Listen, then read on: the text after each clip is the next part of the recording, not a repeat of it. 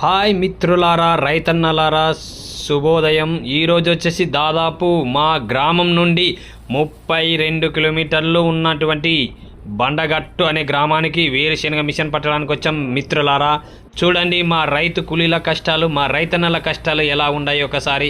ఆడుతూ పాడుతూ పని చేస్తుంటే అలుపు సొలుపు ఏమున్నది, అందరం ఒకటై పని చేస్తుంటే అల్పు సొలుపు ఏమున్నది.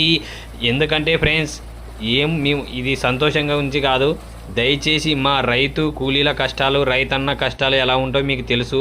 ఏదో పనిలో ఆడుతూ పాడుతూ ఉంటుందని మాత్రం నిజమే. ఎటువంటి పని చేసినా ఆడుతూ పాడుతూ పని చేస్తుంటేనే ఆనందంగా ఉండేది. అందుకే రైతుల కూలీల కష్టాలు కానీ, రైతుల కూలీలు కానీ, అలాగే రైతన్నలు కానీ పని చేసేటప్పుడు అలసట లేకుండా పనిచేయడానికి కారణం వాళ్ళు ఆడుతూ పాడుతూనే చేస్తుంటారు. అలాంటిది ఇది కూడా. దయచేసి వీడియో పూర్తిగా చూడండి, స్కిప్ చేయదని. నచ్చితే లైక్ చేయండి, షేర్ చేయండి, సబ్స్క్రైబ్ చేయండి.